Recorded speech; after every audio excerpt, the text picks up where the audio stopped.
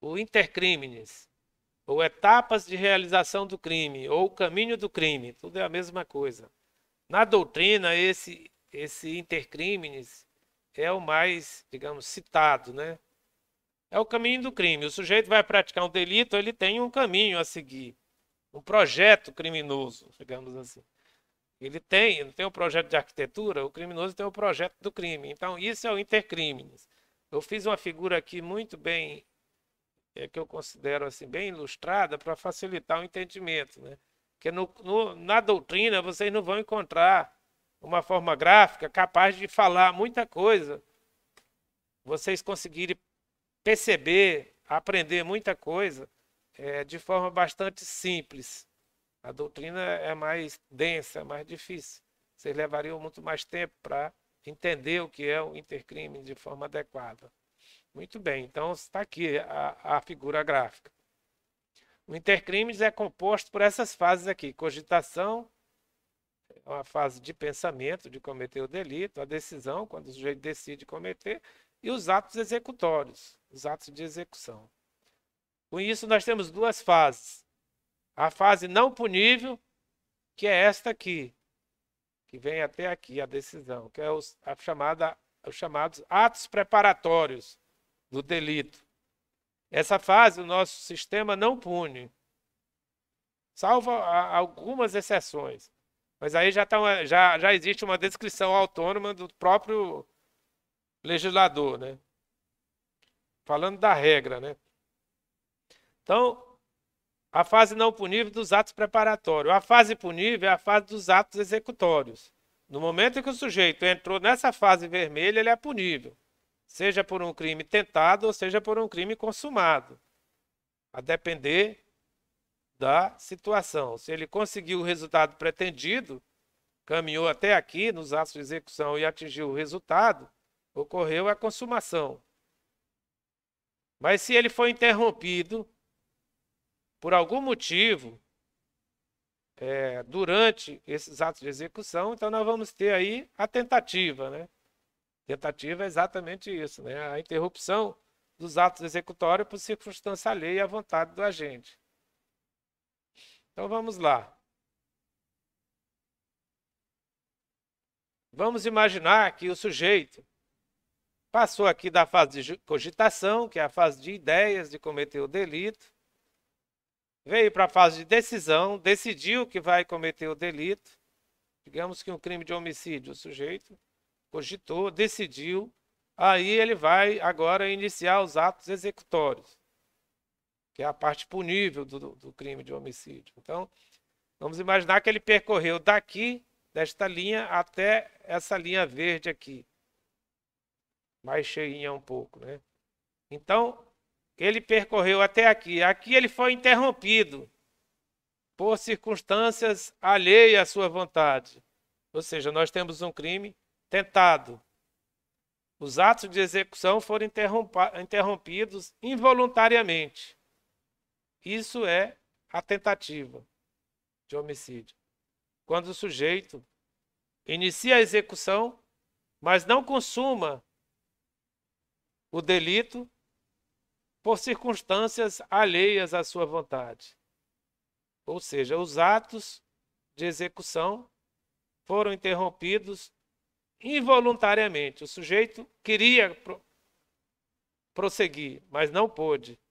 Seja porque alguém interviu e tomou o instrumento do crime, tomou a arma, seja porque ele errou na pontaria, houve um erro, né, na hora da execução do delito.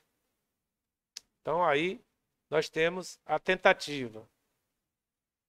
Mas vamos imaginar que o sujeito percorreu agora, da mesma situação, ele veio, percorreu até aqui, aqui ele foi interrompido. Mas aqui não foi por uma circunstância alheia à sua vontade, não foi por algo externo à sua vontade. Não foi uma interrupção involuntária. Aqui a interrupção na tentativa é involuntária. Aqui ele decidiu interromper os atos de execução voluntariamente, ou seja, por vontade própria, tá? Então, quando o sujeito interrompe os atos de execução por vontade própria, a doutrina chama isso aqui de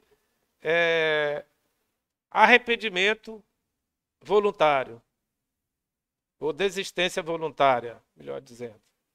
Seria um arrependimento voluntário, a desistência voluntária, né?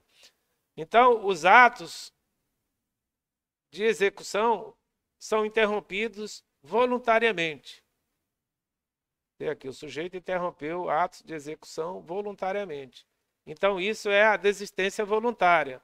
O sujeito pode continuar, mas ele não quer. Como dizia von Litz, o sujeito pode, mas não quer. Aqui o sujeito quer, mas não pode, na tentativa, né? Aqui ele pode, mas não quer, é o inverso. Então, esta é a chamada desistência voluntária. O sujeito desiste voluntariamente. Aqui, a decisão tem que ser voluntária. Não pode ser porque chegou a polícia. Aí não é voluntária. Aí é por circunstância alheia à vontade do agente. Aí caracteriza a tentativa. Mas vamos supor que o sujeito caminhou até aqui. Caminhou toda a fase punível do crime. Praticou todos os atos executórios. Mas, no final, apesar dele ter praticado todos os atos executórios, ele impediu que o resultado se consumasse. Tá? Como é que nós chamamos isso? Arrependimento eficaz. O nosso código chama isso de arrependimento eficaz. Quando o sujeito percorre toda a fase de execução, mas, no final, se arrepende e impede que o resultado ocorra. Aí eu coloquei aqui, ó, pratica todos os atos executórios e impede a consumação. Por exemplo, o sujeito ministrou veneno na alimentação da vítima. Mas, em seguida, antes que este veneno entre em ação no organismo da vítima, ele se arrepende e ministra um antídoto. E a vítima não sofre absolutamente nada. Então, isso é o arrependimento eficaz. Está lá no artigo 15, segunda parte do Código Penal. Tá? Vamos ver, então, agora a parte, digamos, teórica de cada um desses aqui. Na verdade, é basicamente o que eu já falei para vocês. Mas vamos lá, na tentativa. As teorias sobre a tentativa. Nós vamos ter a teoria subjetiva, que é fundada na vontade do agente. O que importa é a vontade nessa teoria. Aqui, deixa eu sublinhar ela aqui. Opa, deixa eu pegar aqui, caneta. Então, nesse critério, o que importa aqui é a vontade do agente. Por isso, para essa teoria subjetiva, o autor que praticou a tentativa deve ser punido com a mesma pena do crime consumado. Veja aqui, ó. Mesma pena. Mas não é essa teoria que nosso Código Penal adotou. Nosso Código Penal adotou essa aqui, a teoria objetiva. É fundada no perigo que é exposto o bem jurídico. Então, o que é importante aqui é o perigo que o bem jurídico sofreu, não a vontade. Como é aqui, né? Aqui, o que é importante aqui é isso aqui, é o perigo. Opa, tá com defeito essa caneta aqui. Deixa eu tirar ela aqui, para não atrapalhar vocês. O que importa aqui é... Opa, só um pouco aqui. Aqui, vamos aqui. Então, o que importa aqui é o perigo. Quanto maior o perigo o bem jurídico é exposto, maior será a pena. Não conseguindo o dano almejado, a pena deve ser menos severa. Aqui é adotada pelo nosso Código Penal. Aqui, o seguinte, se o sujeito foi vítima de um crime de tentativa, foi para UTI do hospital, ficou muito próximo da morte. Então, a pena desse crime deve ser maior do que se o sujeito tivesse, por exemplo, errado o tiro. A vítima só sofreu, digamos assim, um perigo concreto. Não sofreu nenhum dano, nenhuma lesão física. Então a pena seria menor, porque o perigo para o bem jurídico foi menor. Mas no caso do sujeito ter ficado numa UTI do hospital, o perigo para o bem jurídico foi muito grande. Então a pena dele de tentativa vai ser maior do que aquele que errou o tiro. Ok? Aqui são só observações. Há casos em que a tentativa é punida com a mesma pena do crime consumado, que são exceções, né? Por exemplo, aqui no Código Eleitoral está previsto esse artigo aí, votar ou votar duas vezes, votar ou tentar votar duas vezes. Eu vejo que, opa, está saindo aqui. Aí. Vocês vejam que tanto se o sujeito votar quanto ele só tentar votar duas vezes, a pena desse delito é a mesma, não há diferença. Mas isso é exceção, né? A regra é que a pena do crime tentado ela é menor do que do crime consumado. E dentro do crime tentado, a pena vai ser maior dentro dos crimes tentados se o bem jurídico sofrer um grande perigo. Ok? Então, isso seria basicamente a teoria. Vamos ver no nosso código como está definida a teoria. Diz-se o crime tentado, que no inciso 2, quando iniciada a execução, não se consuma por circunstâncias alheias à vontade do agente. Então veja que o sujeito inicia a execução, mas há interferência externa de algo que impede que ele continue. Ele quer continuar, mas não pode, por circunstâncias alheias à sua vontade. Então, isso é como está definido o crime de tentativa. Vamos ver a pena. Então, diz a lei, salvo disposição em contrário, que excepcionalmente pode ter crimes que a pena do crime consumado e do crime tentado é a mesma, né? Como é o caso lá, como nós vimos lá, de tentar votar ou tentar votar. Então, é por isso que fala aqui, salvo disposição em contrário. Pune-se a tentativa com a pena correspondente ao crime consumado, diminuída de 1 a 2/3.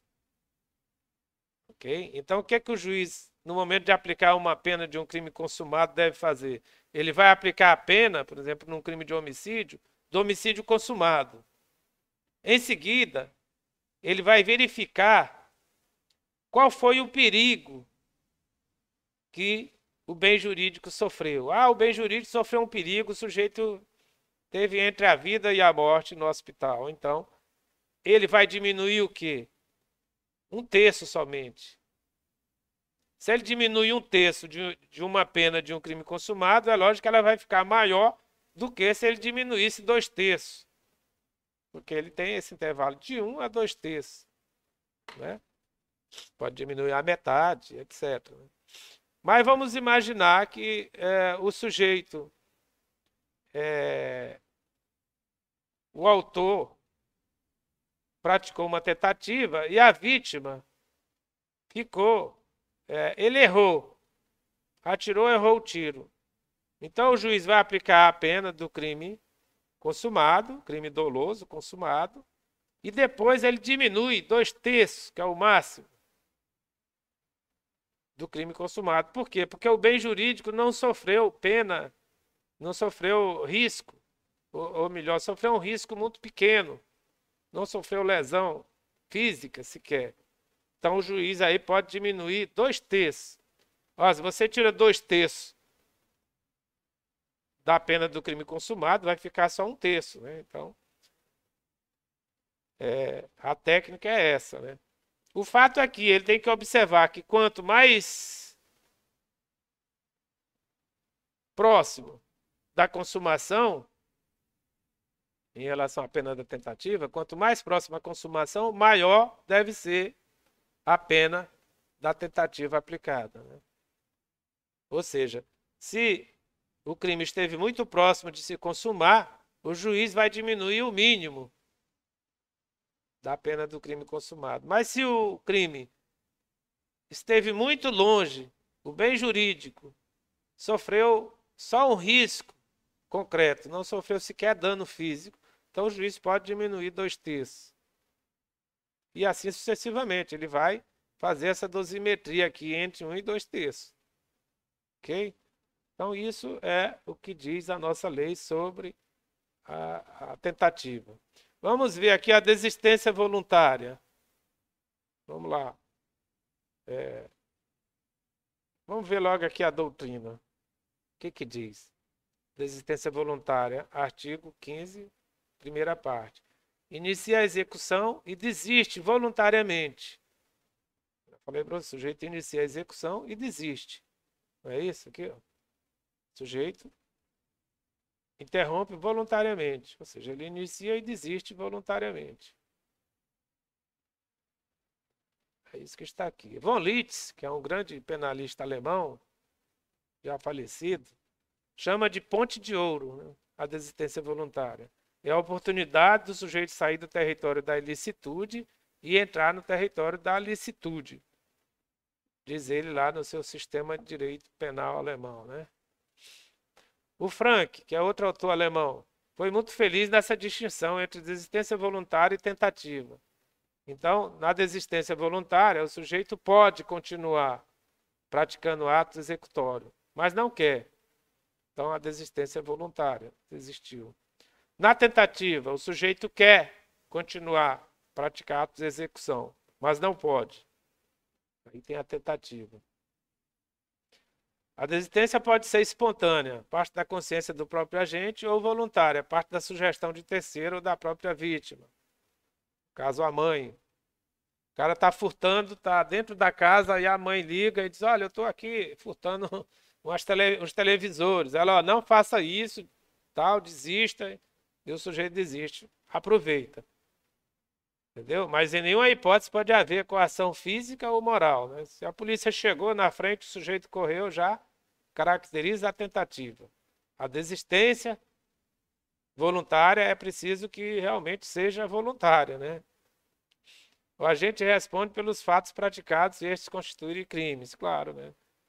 O sujeito já dentro da casa para furtar e desiste, ele pode responder pelo crime de violação de domicílio, né? Não responde em relação ao furto. Que já falei para vocês, o exemplo é esse. O ladrão já dentro da casa desiste. Então seria desistência voluntária. No nosso Código Penal está assim, no artigo 15, na primeira parte aqui. O agente que voluntariamente desiste de prosseguir na execução só responde pelos atos já praticados. Eu expliquei para vocês. No caso do ladrão, ele só responderia pela violação do domicílio, porque ele desistiu de prosseguir na execução. Ok? Então vamos ver agora o arrependimento eficaz. O que diz a lei sobre arrependimento eficaz? Aliás, aqui é a doutrina, né? É artigo 15, segunda parte. O sujeito realiza toda a execução. Toda a execução. Agora, o crime não se consuma, porque ele impede que o resultado ocorra. O agente, após ministrar veneno na alimentação da vítima, se arrepende e lhe dá um antídoto, que impede o resultado, conduta positiva. Perfeito, arrependimento eficaz.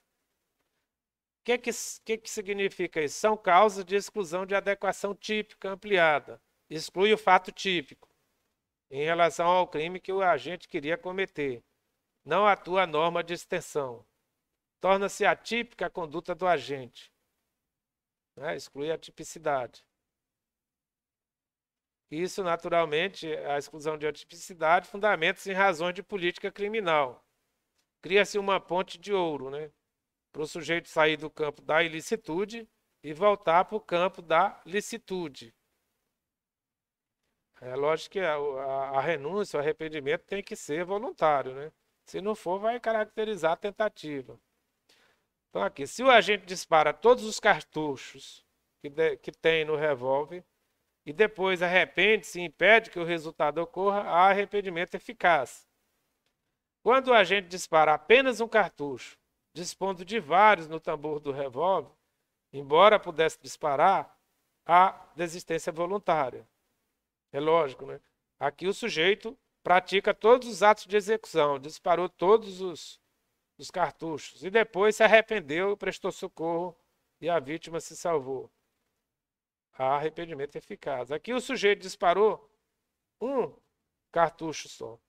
E aí, podendo disparar os outros, ele se arrependeu, né? Desistiu de continuar na execução. Então, nós vamos ter uma desistência voluntária. Né? Qualquer dos casos, seja arrependimento eficaz, seja a desistência voluntária, o sujeito responde pelos atos praticados, se os atos anteriores constituem delito. Tá? Por exemplo, num caso de arrependimento eficaz, num crime de homicídio, por exemplo, o sujeito disparou todos os cartuchos, ele responderia pela lesão corporal.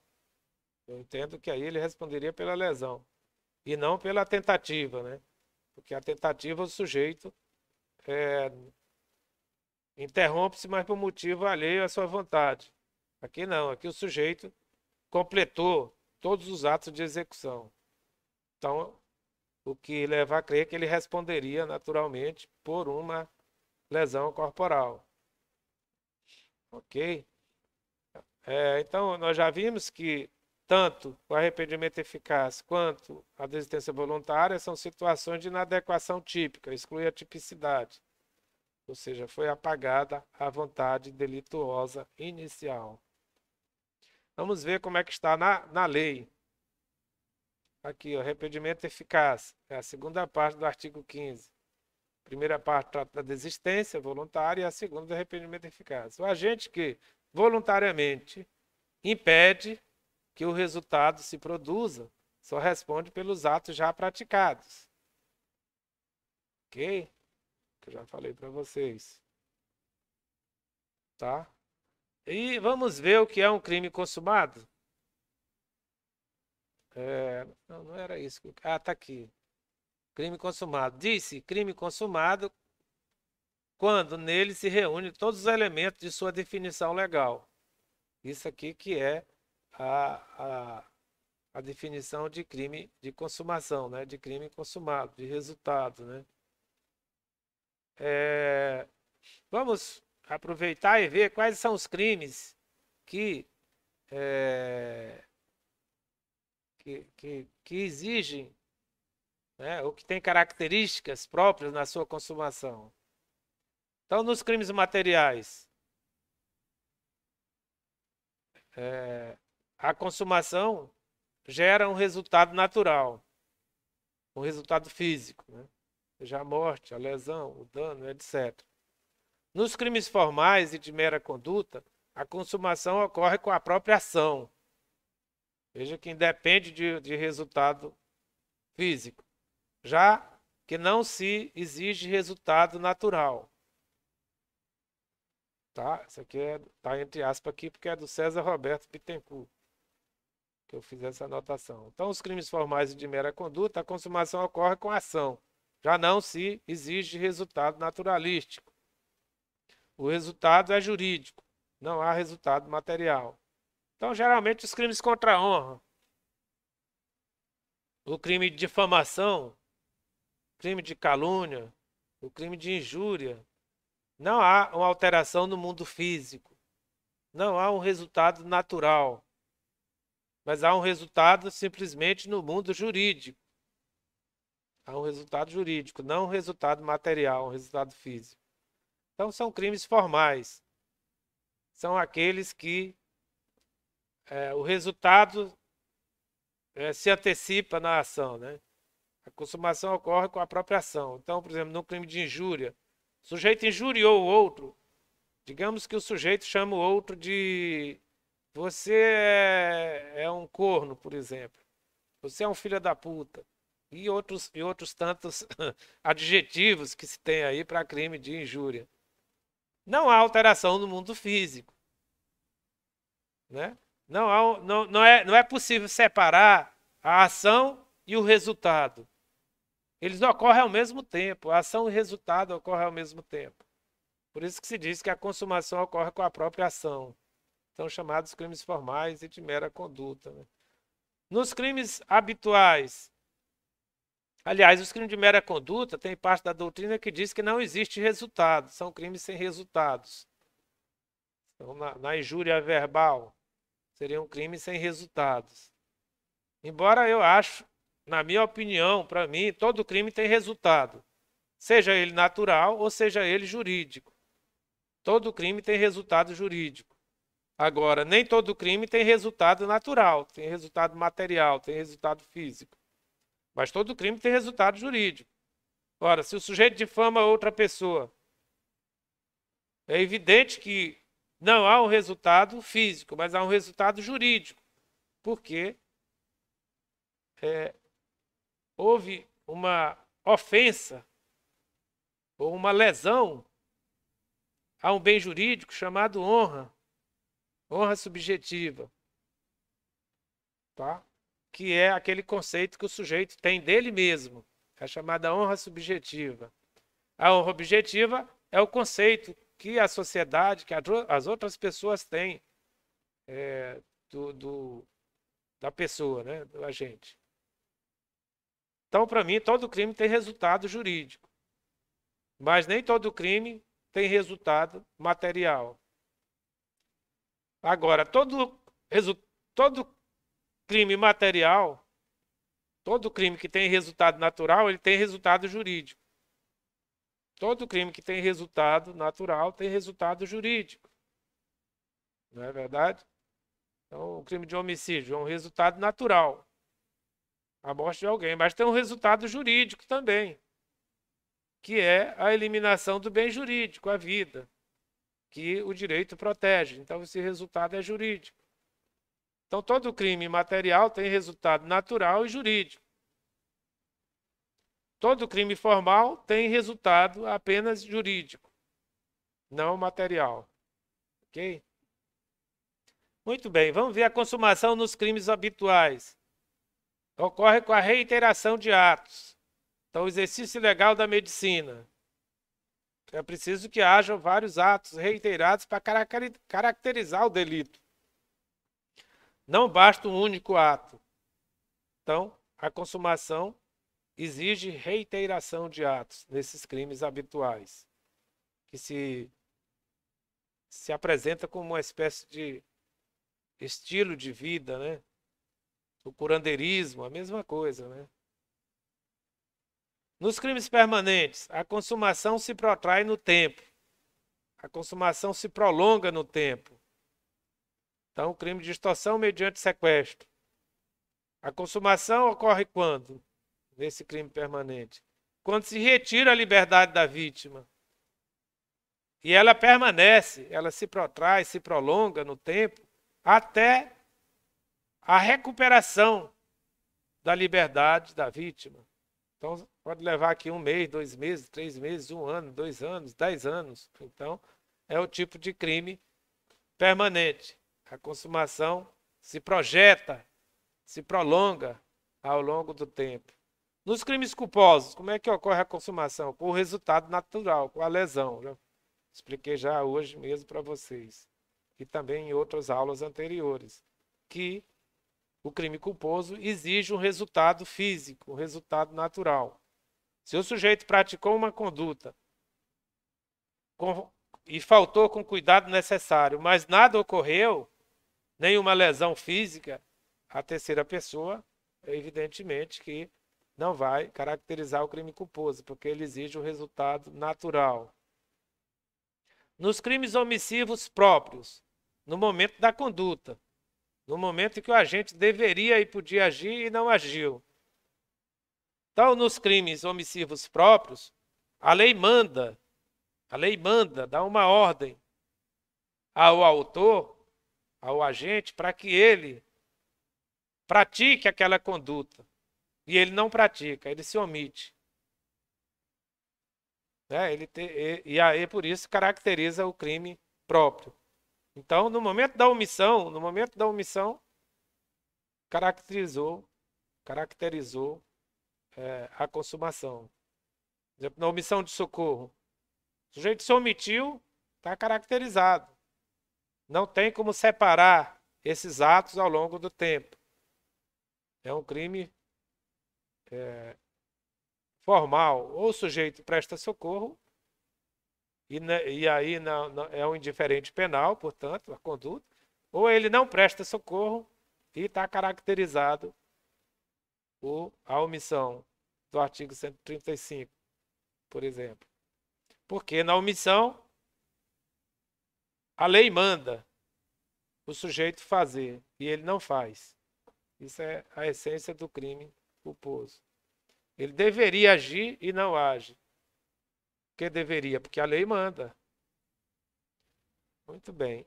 No crime omissivo impróprio, no momento do resultado, por exemplo, morte ou lesão, porque aqui a omissão é uma forma de alcançar o resultado material, o resultado natural. Então, o enfermeiro quer matar o paciente, que quer ser o desafeto, então ele não ministra o remédio prescrito pelo médico. E o paciente morre.